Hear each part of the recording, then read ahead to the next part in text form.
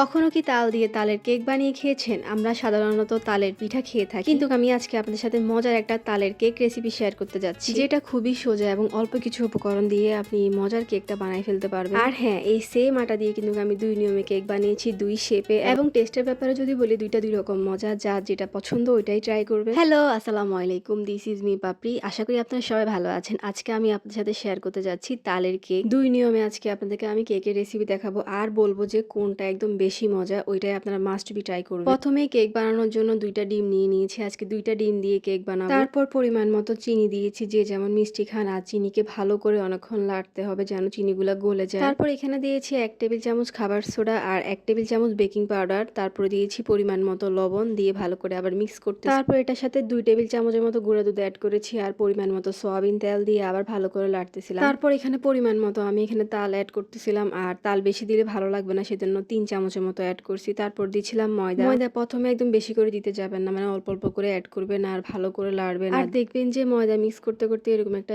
চলে আসছে, মানে বেশি পাতলাও না বেশি ঘনও না, মানে এইরকম। যাই হোক, এই আটাটাকে আমি 2 ভাগ করে নিয়েছি। এক ভাগ আমি নারকেল মিক্স করতেছিলাম, যে মল্ডে যেগুলো দিব। আমার কেকের আটা একদম রেডি। এখন আমি মল্ডের মধ্যে সুন্দর করে সবগুলা ঢেলে নিচ্ছি। আর এগুলো এখন আমি ভাপের সাহায্যে তৈরি করবো। ফার্স্টে বড় একটা পাতিলে গরম পানি উতরাই নিচ্ছি। তারপর একটা ডালার সাহায্যে এগুলোকে আমি সুন্দর করে ভাপ দিয়ে নিচ্ছিলাম, এবং চুলার আঁচ মিডিয়াম আঁচে রেখে এগুলোকে আমি হওয়াইছি আস্তে আস্তে, যেন পারফেক্ট ভাবে হয়। আর মাশাআল্লাহ এত নরম তুলতুলে হয়েছে। অল ক্রেডিট আমার আম্মুর। আজকের এই ফুল রেসিপিটা ছিল আমার আম্মুর, আর এটার টেস্ট বেশ মজা ছিল। যারা নারকেল পছন্দ করেন তারা এই রেসিপিটা ট্রাই করতে পারেন। এখন আমি বড় কেকটা বানাবো। আগেরগুলো তো কাপ কেক ছিল, এখন বড় কেক বানাচ্ছি। আগে যে আটাটা করে রাখছিলাম ওগুলো এখন ঢেলে সুন্দর করে ডেকোরেশন করতেছিলাম, মানে কাজু বাদাম দিচ্ছিলাম। এটাকে ভালো করে সেট করে নিচ্ছিলাম। তারপরে যেভাবে আপনারা চুলায় কেক বানান সেভাবে বসাই দিবেন। তারপর কিছুক্ষণ পরে আমি ঢাকনাগুলো দেখি যে মাশাআল্লাহ কেকটা ফুলতেছে। আর কেক ফুললে আমার অনেক বেশি আনন্দ লাগে যে হ্যাঁ হচ্ছে, মাশাআল্লাহ মাশাআল্লাহ। কেকটা কিন্তু এখনো হয় নাই, আরো কিছুক্ষণ রাখা লাগবে। আর এই কেকটা বানাইতে আমাদের অনেক টাইম লাগছে কেন জানি। তারপর দেখলাম যে ফাইনালি কেকটা হয়ে গেছে। আর কেকের কালার দেখে, আর কেকটা এত সফট ছিল মাশাআল্লাহ, একদম তুলতুলে ছিল। আর এই কেকের টেস্টের ব্যাপারে যদি বলি, এটা একদম অনেক বেশি মজা লাগছে আমার থেকে, অনেক বেশি। আমি একসাথে 3 পিস খেয়ে ফেলছি। আর এটা আসলেই মজা। যারা তাল পছন্দ করেন তারা এই কেকের রেসিপিটা অবশ্যই ট্রাই করবেন, তাদের থেকে অবশ্যই ভালো লাগবে। কাপ কেকের থেকে এই কেকের টেস্ট অনেক বেশি ভালো লাগছে। তো যাই হোক, আজকের এই রেসিপি ভিডিওটা আপনার থেকে কেমন লেগেছে অবশ্যই একটা কমেন্ট করে জানাবেন। যারা এখনো আমার পেজটা ফলো করেনি তারা অবশ্যই একটা ফলো দিয়ে আমার পাশে থাকবেন। তো আজ এই পর্যন্ত, সবাই ভালো থাকবেন। সবাইকে আল্লাহ হাফেজ, আসসালামু আলাইকুম।